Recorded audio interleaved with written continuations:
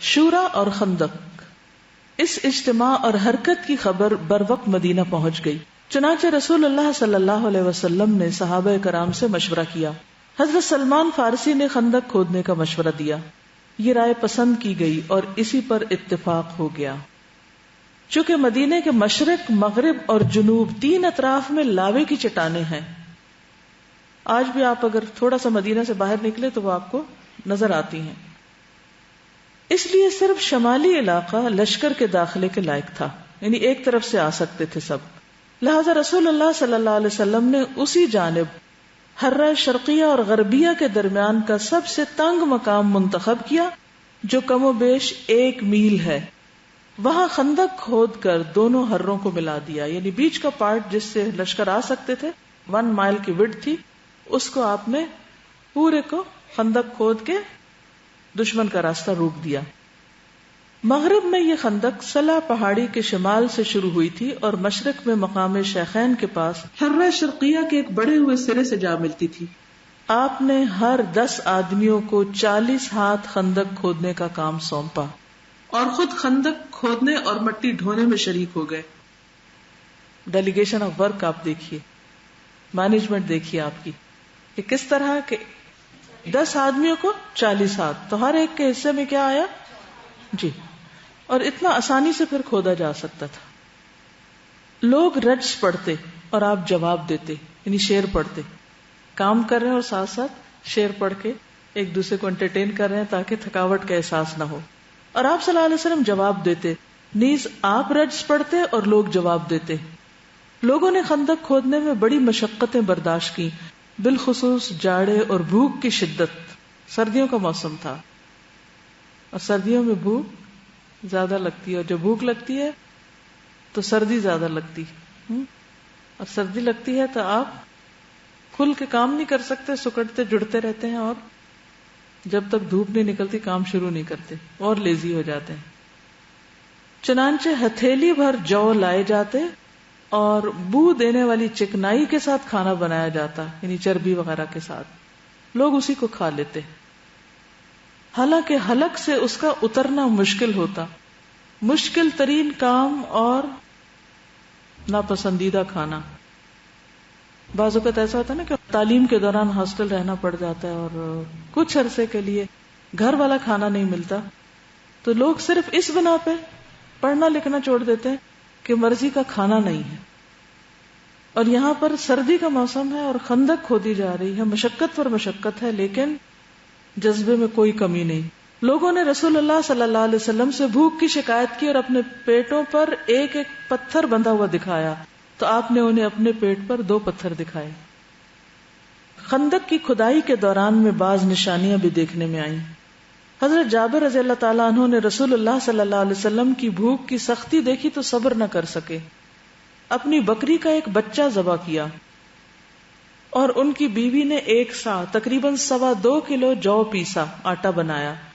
پھر انہوں نے خفیہ طور پر رسول اللہ صلی اللہ علیہ وسلم کو صرف چند صحابہ سمیت دعوت دی کیونکہ تھوڑا سا کھانا ہے. مگر رسول اللہ صلی اللہ علیہ وسلم سارے اہل خندق کے ساتھ، جن کی تعداد 1000 تھی، چل پڑے اور سب نے شکم سیر ہو کے کھایا. پھر بھی ہانڈی بھری ہوئی تھی، ابلتی رہی اور آٹے سے روٹی پکتی رہی. یہ ایک معجزہ تھا آپ کا. اسی طرح نعمان بن بشیر کی بہن اپنے والد اور ماموں کے لیے ہتھیلی بھر کھجور لے کر گئی کہ ان کو ذرا دے آئیں، جا کے کچھ کھا لیں. تو رسول اللہ صلی اللہ علیہ وسلم نے اسے کپڑے کے اوپر بکھیر کر سارے اہل خندق کو دعوت دے دی. سب کھا کھا کر چلے گئے، مگر کھجوریں تھی کہ کپڑے کے کناروں سے باہر گری جا رہی تھی. یعنی جتنی شدید مشقت ہوتی ہے، جتنے سخت حالات ہوتے ہیں، اللہ کی مدد بھی اسی طرح آتی ہے پھر بندے کے پاس، اسی اعتبار سے. خندق کی کھدائی کے دوران میں حضرت جابر اور ان کے ساتھیوں کے حصے میں ایک سخت چٹان نما زمین آ گئی، پتھریلی زمین. نبی صلی اللہ علیہ وسلم سے کہا گیا تو آپ نے اتر کر کدال ماری اور وہ بھربھری ریت میں بدل گئی. اسی طرح حضرت برا کے ساتھیوں کا ایک چٹان سے سامنا ہوا. نبی صلی اللہ علیہ وسلم نے اتر کر بسم اللہ کہا اور کدال سے ایک ضرب لگائی تو ایک ٹکڑا کٹ گیا اور اس سے ایک روشنی نکلی. آپ نے فرمایا اللہ اکبر، اعطیت مفاتیح الشام وانی لانظر الى قصورها الحمراء السعة. اللہ اکبر، مجھے شام کی کنجیاں دی گئی اور اس وقت میں اس کے سرخ محل دیکھ رہا ہوں. اس کے بعد آپ صلی اللہ علیہ وسلم نے دوسری ضرب لگائی اور فتح فارس کی خوشخبری سنائی کہ ایران فتح ہو گیا ہے. پھر تیسری ضرب لگائی اور فتح یمن کی خوشخبری سنائی اور پوری چٹان کٹ گئی. کس مشکل وقت میں کتنی زبردست خوشخبریاں، اور آپ صحابہ کو یہ خوشخبری سنا رہے ہیں.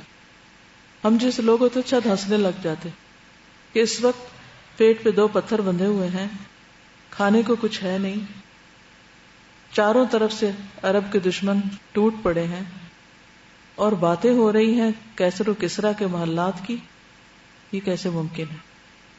لیکن اللہ کے لیے کچھ بھی ناممکن نہیں، سب کچھ ممکن ہے. اللہ تعالیٰ ہم سے کیا چاہتا ہے کہ مشکل ترین حالات میں دین کا ساتھ دیں. جب اندر مشکل ہو، جب باہر مشکل ہو، جسمانی مشقتیں ہوں، گھریلو ہوں، معاشرتی ہوں، معاشی ہوں، تو اتنی قربانیاں کرنے والے ہی دراصل پھر ایسی خوشخبریوں کے مستحق ہوتے ہیں. خندق کے آر پار ادھر قریش اور ان کے پیروکار 4000 کا لشکر لے آئے. ان کے پاس 300 گھوڑے اور 1000 اونٹ تھے. ان کا سالار ابو سفیان تھا اور جھنڈا عثمان بن طلحہ عبدری نے اٹھا رکھا تھا. انہوں نے جرف اور زغابہ کے درمیان روما کے مجتمع اسیال میں پڑاؤ ڈالا.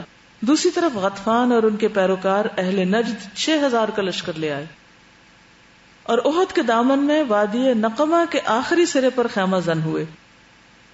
مدینے کی دیواروں تک ایسے زبردست لشکر کا پہنچ جانا بڑی سخت آزمائش اور خطرے کا باعث تھا، جیسا کہ اللہ تعالیٰ کا ارشاد ہے، جب وہ تمہارے اوپر اور تمہارے نیچے سے آئے، اوپر سے اہل نجد اور نیچے سے اہل مکہ، اور جب نگاہیں کج ہو گئیں، یعنی دیکھتے ہی اتنے بڑے بڑے لشکر، آج تک مدینہ والوں نے ایسا منظر نہیں دیکھا تھا کہ ہزاروں کی تعداد میں لوگ ان کے سر پہ آ بیٹھے ہیں. تو وہ منظر ہی اتنے بھیانک تھے کہ زاغت الابصار، ناقابل دید، کہ دیکھ کے گھبرا اٹھے انسان. وبلغت القلوب الحناجر، اور جب سخت خوف اور غم کی حالت ہوتی نا تو دل لگتا ہنسلیوں سے ٹکرا رہا ہے اور باہر آ جائے گا.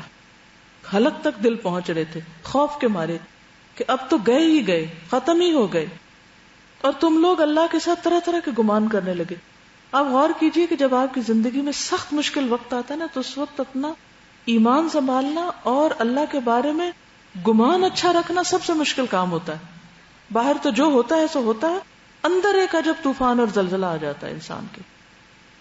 اسی لیے اللہ تعالیٰ فرماتے ہیں وَالْعَصْرِ إِنَّ الْإِنسَانَ لَفِي خُسْرٍ إِلَّا الَّذِينَ آمَنُوا وَعَمِلُوا الصَّالِحَاتِ وَتَوَاصَوْا بِالْحَقِّ وَتَوَاصَوْا بِالصَّبْرِ.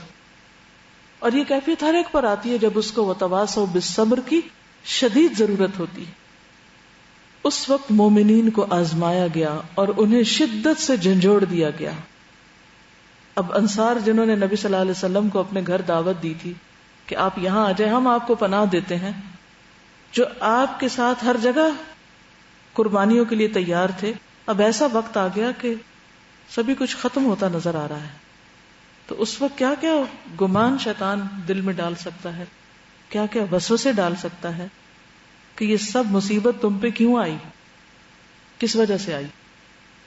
جب کبھی تکلیف ہو تو عموماً ہم اس کا ذمہ دار ڈھونڈنے لگتے ہیں. ہوتا ہے نا ایسے، ٹھوکر بھی لگ جائے راہ چلتے آپ کو تو آپ کیا دیکھتے ہیں، یہ کس کی وجہ سے لگی ہے مجھے، کون ہے اس کا ذمہ دار.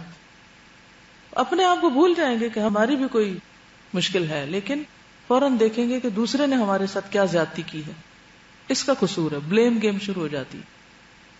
تو اس وقت شدت کے ساتھ جھنجھوڑ دیے گئے. لیکن اللہ تعالیٰ نے اس موقع پر مومنین کو ثابت قدم رکھا، جیسے کہ اس کا ارشاد ہے. اور جب اہل ایمان نے ان جتھوں کو دیکھا تو کہنے لگے یہ تو وہی چیز ہے جس کا اللہ اور اس کے رسول نے ہم سے وعدہ کیا تھا کہ وَلَنَبْلُوَنَّكُمْ بِشَيْءٍ مِّنَ الْخَوْفِ وَالْجُوعِ وَنَقْصٍ مِّنَ الْأَمْوَالِ وَالْأَنفُسِ وَالثَّمَرَاتِ. اور اللہ اور اس کے رسول نے سچ فرمایا تھا، اور اس حالت نے ان کے جذبہ ایمان اور اطاعت کو کچھ اور بڑھا دیا. یہ ہوتی ہے پازیٹو تھنکنگ، کہ آزمائش میں مومن صاف ہو کے نکلتا ہے. وہ اس کے لیے میڈیسن کا کام کرتی، وہ پہلے سے زیادہ نکھر جاتا ہے. بیماری میں اگر انسان پازیٹو رہتا ہے تو اللہ تعالیٰ پہلے سے بہتر گوشت اور خون دیتا ہے. اسی طرح کسی بھی حادثے اور کسی بھی تکلیف کے موقع پر اگر انسان اللہ کے بارے میں حسن ظن کو قائم رکھتا ہے تو اللہ تعالیٰ اسے پہلے سے بہتر اپرچونٹیز عطا کرتا ہے اور اس کے ایمان میں بھی اضافہ ہوتا ہے. البتہ منافقین اور بیمار دلوں کا حال یہ ہوا کہ انہوں نے کہا ما وعدنا اللہ ورسولہ الا غرورا، اللہ اور اس کے رسول نے ہم سے جو وعدہ کیا تھا وہ محض فریب تھا. یہاں کہ آزمائشیں انسان کا کھرا کھوٹا الگ کر دیتی ہیں، کون مومن ہے کون منافق. آج بھی اگر اپنے ایمان کو پرکھنا ہے اور اپنے نفاق کی کیفیت دیکھنی ہے کہ کتنے % باقی ہے تو دیکھ لیجئے کہ امتحان کے وقت، آزمائش کے وقت، کسی غم اور دکھ کے موقع پر دل کیا سوچتا ہے، زبان کیا بولتی، وہی آپ ہیں. اصلیت عام امن کے حالات میں انسان کی نہیں کھلتی، آزمائش کے وقت سامنے آتی. اس وقت پتا چلتا ہے کہ آپ کی حقیقت کیا ہے، آپ کے دعوے کتنے سچے ہیں، اللہ رسول سے محبت کے دعوے کتنے سچے ہیں، اہل ایمان کے ساتھ محبت کے دعوے کتنے سچے ہیں، اپنے دین، اس کے مشن اور کاز کے لیے آپ کے دعوے کتنے سچے ہیں. اب بھی لگے رہو گے اس راستے پہ، اب بھی چلو گے اسی راستے پہ جہاں سے اتنا نقصان ہو رہا ہے، جہاں اتنی تکلیفیں آ رہی ہیں، پھر بھی ثابت قدم رہو گے. شیطان بار بار یہی خیال ڈالتا ہے دن میں، اور جب منافقت ہوتی ہے کھل کے سامنے آ جاتی ہے. اور انسان کی بولی کیا ہوتی ہے، کیا پایا ہم نے، اتنی قربانیوں کے بعد کیا ملا ہم کو، کیا حاصل ہوا. کل کسی نے یوٹیوب پر ایک چھوٹا سا کلپ، کوئی بہت زوردار قسم کی کسی کی سپیچ تھی کسی خاتون کی، تو اس میں پاکستان میں جو کچھ ہو رہا ہے ان حالات کے اوپر بہت زبردست قسم کی لفاظی تھی کہ عورتوں کے ساتھ یہ ہو رہا ہے اور بچوں کے ساتھ یہ ہو رہا ہے اور بوڑھوں کے ساتھ یہ ہو رہا ہے اور غربت کا یہ عالم اور مہنگائی کا یہ عالم، جو بھی ہمارے مسائل ہیں، ہمارا زوال اتنا ہو گیا. تو جب کسی سے بات کرو تو کہتے ہیں اللہ دیکھ رہا ہے. تو میں پوچھتی ہوں وہ کیا دیکھ رہا ہے؟ اس قدر میری طبیعت خراب ہوئی کہ یہ سب آزمائشیں تو ہیں، ہمارے اپنے ہاتھوں کی کیے کا بدلہ ہم پا رہے ہیں. جو بھی ہمارے ساتھ ہو رہا ہے اللہ کا تو قصور نہیں اس میں. اللہ نے تو بندوں سے نہیں چاہا کہ زمین کو فساد سے بھر دیں. اگر ہم بجلی کا بل پے نہ کریں تو بجلی کہاں سے پیدا ہو؟ اگر ہم ٹیکس نہ دیں تو سڑکیں کہاں سے بنے؟ اگر لوگوں کے اندر ایمان اور تقوی نہ ہو تو ٹیکس کا صحیح استعمال کیسے ہو؟ تو مذہبی طبقہ بھی ذمہ دار ہے، عوام بھی ذمہ دار ہے، سبھی ذمہ دار ہے. ہر کوئی اپنی اپنی جگہ پر ذمہ دار ہے. صرف کسی ایک کو بلیم کر کے مسئلہ نہیں حل ہونے کا. اور یہاں تو حد ہو گئی کہ آپ خدا کو بلیم کر رہے ہیں. تو بات یہ ہے کہ ایسے ہی حالات میں جو کچھ ہم بولتے ہیں، جو ہم سوچتے ہیں، جو ہم تبصرے کرتے ہیں، وہ ہمارے اندر کی عکاسی کرتے ہیں. اگر اللہ رسول کے بارے میں گمان اچھا نہیں تو پھر ایمان کی خیر منائیے، اپنا اپنا حساب کیجئے، احتساب کیجئے کہ کس موقع پر میں نے کیا سوچا، کیا بولا، کیا کہا، کیا کیا، اور دین کے راستے میں میں نے جو مجھے قربانی کرنی چاہیے تھی اس کا حق کتنا ادا کیا. اور اگر اللہ نے مجھے اس وقت توفیق دی تو اس پر کیا شکر ادا کیا، اور اس کو کر کے کتنا میں نے ضائع کر دیا. جیسے اس عورت کا حال ہے جو سارا دن سود کھاتی ہے اور آخر میں توڑ پھوڑ کے پھینک دیتی ہے، کر کرا کے اپنی ہی زبانوں سے فالتو لفظ نکال کے اس سب کو ضائع کیا. اور اگر ہم اپنے ساتھ یہ سارے ڈیمیج کر چکے ہیں کسی بھی نادانی، جذباتیت، غلط فہمی، کسی بھی غلط بات کی وجہ سے، تو ابھی اللہ کا شکر ہے ہم زندہ ہیں اور توبہ کر لیں اور اصلاح کر لیں. کیونکہ توبہ کب قبول ہوتی ہے؟ جب انسان شدید نادم ہوتا ہے اور اپنے رویے کی اصلاح کر لیتا ہے. تو اللہ تعالیٰ پچھلی نیکیوں کو بھی پھر ضائع نہیں کرتا، ان کو پھر سے نیکی میں بدل دیتا ہے. جو بھی آپ نے خیر بھلائی کے کام کیے اللہ اس کو ضائع نہیں کرتا. دیکھیے کبھی انسان ہمارے لیے آزمائش ہوتی، کبھی موسم امتحان بن جاتا ہے، کبھی کوئی باہر کے لوگ کوئی غلط فہمی کے ساتھ کوئی کسی طرح اللہ تعالیٰ آزماتا رہے گا اور جو جتنا زیادہ اوپر جائے گا اس کی آزمائش اتنی شدید ہوگی. حتیٰ کہ بندہ جب اللہ کے پاس پہنچتا ہے پاک صاف ہو کے پہنچتا ہے. وہ موت کی بھی تکلیف اور جان کنی کی بھی جو تکلیف ہوتی ہے وہ بندے کو صاف کر رہی ہوتی کہ اللہ سے جب ملاقات ہو. دیکھیں نا کسی بھی بڑے سے ملاقات کے لیے کیا کرتے ہیں؟ صاف ستھرے ہو کے جاتے ہیں نا. تو بندہ مومن بھی اسی طرح اپنی بیماری کے ذریعے، مختلف آزمائشوں کے ذریعے صاف ستھرا ہو کے اللہ کے پاس پہنچتا ہے. تو اگر اللہ تعالیٰ کسی بھی آزمائش میں ڈالے تو سب سے زیادہ جس چیز کی فکر کی ضرورت ہے وہ اپنے ایمان کی، کہ زبان سے کوئی لفظ نہ نکلے.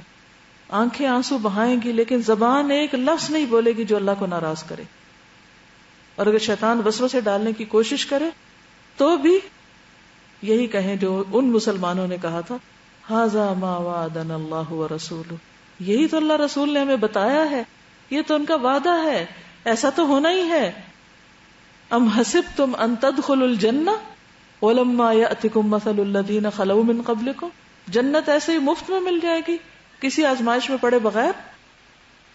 امتحان کے بغیر تو کوئی اگلے درجے پہ نہیں جاتا. تو انسان کمزور ہے، پھسلتا ہے، گرتا ہے، کہیں نہ کہیں ٹھوکر کھا جاتا ہے، لیکن ایمان کے ساتھ انسان پھر اس چیز پر نادم ہو کر واپس پلٹتا اور پہلے سے زیادہ کام کرتا ہے، حتیٰ کہ اپنا سب کفارہ کر کے مرتا ہے. جیسے اب اکرمہ بن ابی جہل ہیں، خالد بن ولید ہیں، انہیں سخت ندامت اور کہا کہ ہم اس سب کا دھونا چاہتے ہیں. اچھا ہمارا حال کیا ہے؟ اگر ہمیں کسی لیٹ ایج میں دین کی سمجھ آئی، ہدایت ملی، تو ہم اسی کا ہی رونا روتے رہتے ساری زندگی. اب تو زندگی گزر گئی، جوانی گزر گئی، اب تو ہم کسی کام کے قابل نہیں رہے. نہیں بھائی، جتنے بھی دن ہیں کچھ کر لو، ابھی بھی بہت کچھ کر سکتے ہو. خالد بن ولید نے اپنی جوانی کہاں گزاری تھی اور پھر پچھلی عمر کس کام میں گزاری؟ سب کفارہ کر دیا. اگر زندگی باقی ہے تو ہر گناہ کا کفارہ ہو سکتا ہے، ہر غلطی کو دھویا جا سکتا ہے، ہر ضائع ہونے والی چیز کو دوبارہ واپس لایا جا سکتا ہے. لیکن اگر زندگی چلے گی تو کچھ بھی نہیں باقی پھر آپ کے پاس. تو اس وقت سے فائدہ اٹھائیے. جو کرنا چاہیے تھا نہیں کیا، اور جو آج تک نہیں کر سکے صرف بہانوں کی وجہ سے کہ مشکل وقت میں قربانی نہیں کر سکتے دین کے لیے، ان سب چیزوں کو پیچھے چھوڑ کر بریو سٹیپس لیجئے، آگے بڑھیے اور کر جائیے. کوئی رکاوٹ نہیں ہے اگر اندر جو ہو ذوق یقین پیدا. صرف اپنے مسلمان ہونے کا نہیں، محمد صلی اللہ علیہ وسلم کی امت ہونے کا، امت وسط کا فرد ہونے کی حیثیت سے ذمہ داری کو پہچانیے. صرف 5 نمازیں کافی نہیں ہیں آپ کے لیے، اس سے آگے بھی بہت کچھ کرنے کی ضرورت ہے. بہرحال رسول اللہ صلی اللہ علیہ وسلم نے مدینے پر ابن ام مکتوم کو منتظم مقرر کیا. اب آپ دیکھیں، نابینا ہیں جن کو ہم ایک طرف کر دیتے ہیں، انہوں نے کیا کام کرنا، بس یہ تو آرام کریں. لیکن ان کا دماغ تو کام کرتا ہے نا، آنکھیں نہیں دیکھتی. اگر ان کے پاس کوئی اسکل ہوگی نا کہ نبی صلی اللہ علیہ وسلم ان سے بھی کام لے رہے ہیں، ہم پہلے ہی ججمنٹل ہو جاتے ہیں، اچھا یہ بندہ یہ کر سکتا ہے، یہ نہیں کر سکتا، یہ تو بیکار ہے، اور یہ ایسا اور یہ ویسا ہے. یہاں کوئی کسی کام کا نہیں ہے، ان کو موقع ہی نہیں دیتے کام کرنے کا. یہاں آپ دیکھیے کہ نبی صلی اللہ علیہ وسلم ابن ام مکتوم کو بارہا اس کام کا موقع دیتے کہ وہ مدینہ کی اسٹیٹ کے اس وقت ہیڈ ہوتے ہیں جب آپ وہاں سے باہر ہوتے ہیں.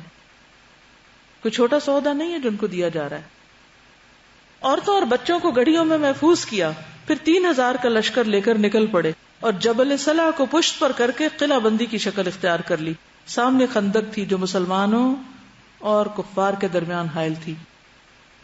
پورا انتظام. ادھر مشرکین نے قراریابی کے بعد تیار ہو کر مدینے کی طرف پیش قدمی کی. جب مسلمانوں کے قریب پہنچے تو کیا دیکھتے ہیں کہ ایک چوڑی سی خندق ان کے اور مسلمانوں کے درمیان حائل ہے. ان ایکسپیکٹڈ سچویشن. یہ دیکھ کر وہ بھونچ کر رہ گئے کہ یہ کیا، ہم کیا سوچ کر آئے تھے اور آگے کیا ہو چکا ہے. ابو سفیان نے بے ساختہ کہا، تلک مکیدۃ ما عرفها العرب، یہ ایسی چال ہے جس کو عرب جانتے ہی نہیں. کیونکہ مشورہ کس کا تھا؟ سلمان فارسی کا. اب آپ دیکھیے کہ اگر نبی صلی اللہ علیہ وسلم ان باہر سے آئے ہوئے لوگوں کو اپنا نہ بناتے تو کیا ان سے فائدہ اٹھا سکتے تھے؟ ہم تو اسی تقسیم میں رہتے ہیں، یہ فلاں ہے اور یہ فلاں ہے اور یہ فلاں ہے، اور بس یہ اپنا ہے اور وہ اپنا بھی اپنا نہیں رہتا، لہذا کچھ بھی نہیں کر پاتے. تو اگر آپ لوگوں سے فائدہ اٹھانا چاہتے ہیں دین کی خاطر، یعنی دین کے لیے ان کو تیار کرنا چاہتے ہیں، تو ان کے رنگ، ان کی زبانیں، ان کی نسلیں سب کچھ بلا کے ان کو بحیثیت انسان کے لیں اور ان کی قدر پہچانے. سارے باعث، ان کی لغزشیں، ان کی غلطیاں، ان کی سب چیزیں ایک طرف رکھ کے بار بار غلطی کے باوجود موقع دیں کہ وہ کچھ کر سکیں. اب انہوں نے یعنی دشمنوں نے خندق کے گرد غیظ و غضب کے ساتھ چکر کاٹنا شروع کیا، تل ملائے اور دیکھ رہے ہیں کہ کہاں سے اندر جائیں. انہیں کسی ایسے نقطے کی تلاش تھی جہاں سے خندق پار کر سکیں، لیکن مسلمان ان پر تیر برسا کر انہیں خندق کے قریب آنے نہیں دے رہے تھے تاکہ وہ اس میں کود نہ سکیں. اور نہ مٹی ڈال کر راستے بنا سکیں، کیونکہ اگر وہ جو مٹی کناروں پہ تھی واپس ڈالتے تو وہ کود کے آ جاتے۔ مجبوراً مشرکین کو مدینے کا محاصرہ کرنا پڑا چاروں طرف، حالانکہ وہ اس کے لیے تیار ہو کر نہیں آئے تھے، کیونکہ چلتے وقت یہ منصوبہ ان کے خواب و خیال میں بھی نہ تھا۔ لیکن بہرحال اب وہ روزانہ دن میں نکلتے اور خندق عبور کرنے کی کوشش کرتے، جبکہ مسلمان پورے راستے پر ان کے سامنے موجود ہوتے اور تیروں اور پتھروں سے ان کا استقبال کرتے۔ مشرکین نے کئی بار بڑی زبردست کوشش کی اور پورا دن اسی میں صرف کر دیا، لیکن مسلمان بھی دفاع میں ڈٹے رہے، یہاں تک کہ ان کی اور رسول اللہ صلی اللہ علیہ وسلم کی کئی نمازیں قضا ہو گئیں۔ اتنا شدت کا مقابلہ تھا کہ پیچھے ہٹنے کا وقت ہی نہیں ہوتا تھا۔ اب دیکھیں نماز ایک بریک ٹائم ہوتا ہے مومن کے لیے، کام کر رہے ہیں نماز کا وقت آیا، اس کام سے بریک لی، آپ گئے نماز پڑھے، تازہ دم ہو کے پھر آگے اپنے کام پہ۔ اس کا مطلب یہ ہے کہ بغیر کسی آرام اور بغیر کسی وقفے کے مسلسل کام، اور سورج ڈوبنے کے قریب یا ڈوبنے کے بعد ہی انہیں نماز ادا کرنے کا موقع مل سکا۔ اس وقت تک نماز خوف مشروع نہیں ہوئی تھی۔ ایک روز مشرکین کے شہ سواروں یعنی گھڑ سواروں کی ایک جماعت نے، جن میں عمر بن عبد ود، اکرمہ بن ابو جہل اور زرار بن خطاب وغیرہ تھے، ایک تنگ مقام سے خندق پار کر لی اور ان کے گھوڑے خندق اور صلہ کے درمیان چکر کاٹنے لگے۔ ادھر حضرت علی رضی اللہ عنہ چند مسلمانوں کے ہمراہ نکلے اور جس مقام سے انہوں نے خندق پار کی تھی اسے قبضے میں لے کر ان کی واپسی کا راستہ بند کر دیا۔ اس پر عمر بن عبد ود اور سوا اور وہ جو نا بدھ کے نام سے ہے، اس پر عمر بن عبد ود نے مبارزت کے لیے للکارا، وہ بڑا جری اور سفاک تھا۔ حضرت علی نے کچھ کہہ کر اسے بھڑکا دیا اور وہ گھوڑے سے اتر آیا، پھر دونوں نے ایک دوسرے پر بڑھ بڑھ کر وار کیے۔ حضرت علی نے اس کا کام تمام کر دیا اور باقی مشرکین بھاگ نکلے۔ وہ اس قدر مروب تھے کہ اکرمہ نے بھاگتے ہوئے اپنا نیزہ چھوڑ دیا اور نوفل بن عبداللہ خندق میں جا گرا، جسے مسلمانوں نے تہ تیغ کر دیا، یعنی تلوار سے مار ڈالا۔ اس جنگ میں فریقین کے صرف چند افراد مارے گئے، یعنی 10 مشرک اور 6 مسلمان۔ ایک تیر حضرت سعد بن معاذ کو لگا جس سے ان کے بازو کی بڑی رگ کٹ گئی۔ انہوں نے اللہ سے دعا کی کہ اگر قریش کی جنگ کچھ باقی رہ گئی ہو تو اس کے لیے انہیں زندہ رکھے، ورنہ اسی زخم کو ان کی موت کا سبب بنا دے۔ البتہ اپنی دعا میں یہ بھی کہا مجھے موت نہ دے یہاں تک کہ بنو قریظہ سے میری آنکھیں ٹھنڈی ہو جائیں، کیونکہ بنو قریظہ نے اس دن غداری کی تھی۔ حضرت سعد جو تھے، حضرت سعد بن معاذ، حضرت عائشہ کہتی ہیں کہ میں غزوہ خندق کے موقع پر لوگوں کے نشانات قدم کی پیروی کرتے ہوئے نکلی، پیچھے پیچھے گئی۔ میں نے اپنے پیچھے زمین کے چیرنے کی سی آواز سنی، میں نے پلٹ کر دیکھا تو اچانک میرے سامنے سعد آ گئے، ان کے ساتھ ان کا بھتیجا حارث بن اوس تھا جو ڈھال لیے ہوئے تھا۔ میں زمین پہ بیٹھ گئی، حضرت سعد وہاں سے گزر گئے، انہوں نے لوہے کی زرہ پہن رکھی تھی، اس سے ان کے اعضاء باہر نکلے ہوئے تھے، جس کے متعلق مجھے نقصان کا اندیشہ ہونے لگا۔ میرے دل میں آیا کہ ویسے تو یہ زرہ میں ہے لیکن کچھ حصے ان کے نظر آ رہے ہیں، کیونکہ حضرت سعد تمام لوگوں میں عظیم تر اور طویل تر تھے، بہت لمبے تھے، تو ان کا کچھ حصہ وہ زرہ کے اندر نہیں آیا، تو وہ رجزیہ شعر بھی پڑھ رہے تھے اور گزر رہے تھے۔ شعروں کا مطلب ہے کہ تھوڑی دیر انتظار کرو، لڑائی اپنا بوجھ اٹھائے گی اور وہ موت کتنی اچھی ہے جو مقررہ وقت پر آ جائے۔ اس کے بعد میں وہاں سے اٹھی اور ایک باغ میں گھس گئی، وہاں دیکھا، یعنی وہ بھی تجسس کر رہی تھی کہ ہوتا کیا ہے نا، یعنی دیکھا کہ وہاں مسلمانوں کی جماعت موجود ہے جس میں حضرت عمر بھی شامل ہے، ان میں سے ایک آدمی کے سر پر خود بھی ہے۔ حضرت عمر نے مجھے دیکھ کر فرمایا تم کیوں یہاں آئی ہو؟ بخدا تم بڑی جری ہو، تم اس چیز سے کیسے بے خطر ہو گئی کہ کوئی مصیبت آ جائے یا کوئی تمہیں پکڑ کے لے جائے؟ وہ مجھے مسلسل ملامت کرتے رہے، حتیٰ کہ میں تمنا کرنے لگی کہ اس وقت زمین پھٹے اور میں اس میں سما جاؤں۔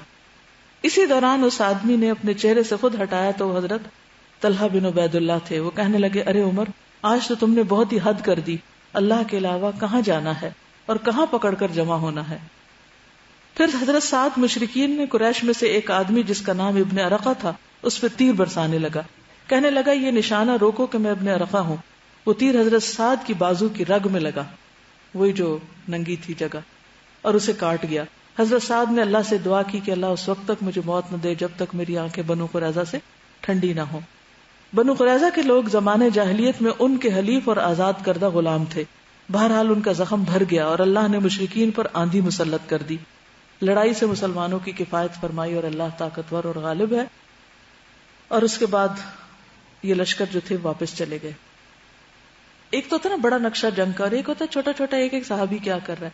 یہ ایک پرسنل سی لائف ہوتی ہے جس کو ہم اپنے سے ریلیٹ کر سکتے ہیں کہ اگر ہم وہاں ہوں تو ہم کیا کریں، یا ایسے موقعوں پر کیا کرنا چاہیے، اور صحابیات نے کیا رول پلے کیا. ان شاء اللہ تعالیٰ ان غزوات کے آخر میں صحابیات کے رول پہ اوور آل ایک بات ہوگی، لیکن جسٹ تھوڑی تھوڑی بات. اب اگر آپ میں سے کوئی کچھ کہنا چاہے تو کہہ سکتے ہیں. آپ فرمائیں.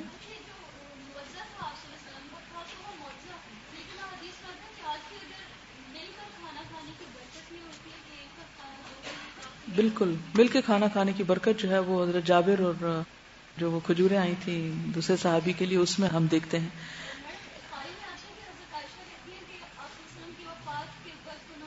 جی جب تک انہوں نے ان کو دیکھا نہیں اس میں سے روز کھاتی نہیں، جب دیکھا کتنے رہ گئے ہیں تو پھر وہ ختم ہو گئے.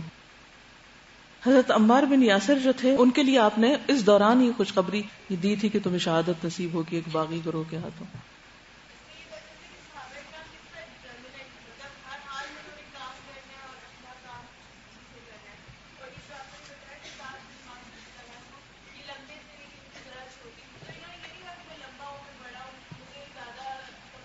اور آپ دیکھیے کہ جو ایک ہوتا ہے نا کہ اتنا خوف اور خطرہ ہے، اور یہ کتنے جرت کے ساتھ جا رہے ہیں، رجزیہ شعر پڑھ رہے ہیں اور موت کا انتظار کر رہے ہیں، اور کہہ رہے ہیں کہ وہ موت کتنی اچھی ہے جو مقررہ وقت پر آ جائے، اور پھر تیر برس رہے ہیں اور وہ ان کے اوپر آ کے لگتا ہے اور پھر زخم ہوتا ہے، اور اس زخم میں کہتے ہیں کہ اللہ نظر آ رہا ہے کہ بچتا نہیں، لیکن یہ نہیں کہا کہ میرے بچے چھوٹے ہیں ذرا میں اس وقت تک زندہ رہوں، کہا کہ مجھے بنو قریظہ کے مرحلے تک مجھے زندگی دینا. گریڈ 2 کی اسٹوڈینٹس ہیں تو ان سے میں کوئز کر رہی تھی اور حضرت آدم کی سٹوری کے بارے میں کوئز کر رہی تھی. تو میں نے ان سے کہا کہ ہمارے اس لائف میں گول کیا ہے. تو پھر میں نے سوچا کہ ان کے گول کا ان کو کیا کانسیپٹ دوں. تو میں نے کہا کہ فٹ بال آپ نے دیکھا ہوگا، وہ ان کے کلاس میں ایک پکچر بھی بنی ہوئی تھی فٹ بال. میں نے کہا یہ بال کو کک کیوں لگاتے ہیں؟ تو انہوں نے بہت زیادہ اس پہ غور و فکر کیا. انہوں نے کہا وہ اس لیے لگاتے ہیں کیونکہ کھیل رہے ہوتے ہیں، کوئی کہہ رہے ان کو مزہ آتا ہے. ایک نے یہ بھی کہا کہ وہ ان کا دل کرتا ہے کہ اپنے بھائی کو کک کریں، بھائی کو کک کیا تو ماما ناراض ہوں گے اس لیے بال کو کک کریں. یہ نا بچے اتنا سوچتے ہیں نا، and I let them think. تو ایونچولی پھر ان کو یہ سمجھ آئی کہ وہ بال کو اس لیے کک کرتے ہیں کہ انہوں نے اس کو گول تک لے کر جانا ہے، اور کوئی ان کو روکتا ہے گول پہ جانے سے. تو گول کی بات ہے نا ساری، وہ اس لیے اتنے نڈر ہو کے جا رہے ہیں بیکاز موت کے تھرو ہی تو ان کا گول ہے. تو موت سے وہ کوئی ڈر بھی نہیں رہے، بچ بھی نہیں رہے، اور آزمائش ایک کک ہے نا. اور پھر وہ یہ بھی کہہ رہے ہیں کہ مقررہ وقت پر اتنا، اور یہ بھی نہیں ہے کہ ان کو موت کا یہ کہ بس میں مر جاؤں کہیں میں جنت میں پہنچ جاؤں، کوئی یہ تو نہیں کہہ رہا. اللہ سے اتنا اسٹرانگ ان کا ریلیشن شپ ہے، اور اللہ کی ان کو تقدیر پر ایمان ہے، اتنا ٹرسٹ ہے اللہ پہ کہ اللہ جنگ دے تو جنگ ٹھیک ہے، امن دے تو امن ٹھیک ہے، اللہ تعالیٰ موت دے تو موت ٹھیک ہے. پھر اللہ سے وہ یہ بھی کہہ رہے ہیں مجھے اس وقت تک موت نہ آئے، یعنی اتنا ٹرسٹ ہے کہ سنے گا میری بات، اللہ تعالیٰ میری بات سن رہے ہیں. تو وہ آل دا ٹائم. اور پھر ہمارے ریلیشن شپ اور ان کے ریلیشن شپ میں فرق یہ ہے کہ ہمارا ریلیشن شپ دنیا کے بینیفٹس پر بیسڈ ہے.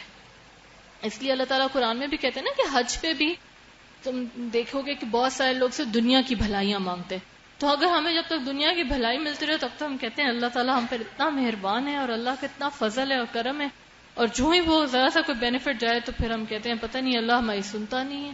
ہمارا ہر ریلیشن شپ بینیفٹس پر ہے، اور بینیفٹ اگر ہم جنت کو بنا لیں تو پھر تو ٹھیک ہے، لیکن اگر ہم دنیا کے بینیفٹس پہ ہیں تو پھر ہمارا کوئی بھی ریلیشن شپ جو ہے وہ ٹھیک نہیں ہے کسی کے ساتھ پہ. جی آپ بولیے. میم یہ سارا کچھ دیکھ کے یا پڑھ کے مجھے ایسے لگتا ہے کہ جیسے وہ صراط مستقیم کے اوپر آنے والی ہر آزمائش کو کراس کرتے ہوئے سیدھے جنت میں پہنچ گئے.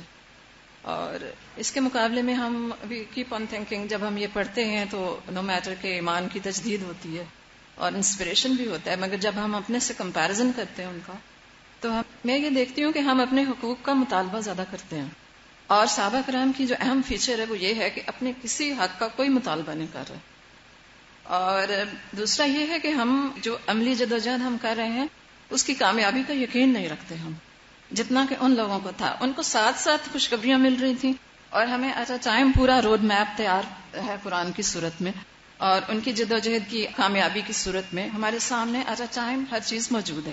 اس کے باوجود پوری امت مسلمہ کی حیثیت سے ہم ایک ایسے اضمحال کا شکار ہیں کہ جس میں سے نکلنا ہمارے لیے ممکن ہو ہی نہیں رہا، کہ اتنی زیادہ ڈومیننس کے اوپر ہم غلامی کو اتنا زیادہ قبول کر چکے ہیں کہ ہمیں اس قسم کی کسی جدوجہد کی کامیابی کا شاید یقین نہیں رہا جو کہ پیدا یعنی کوئی بھی کام ہم کرنے لگتے تو شک کی حالت میں کہ پتہ نہیں اس کا کوئی فائدہ ہوگا یا نہیں، یا اس کا کوئی نتیجہ نکلے گا یا نہیں، چلو کر ہی لیتے ہیں شاید کچھ ہو جائے.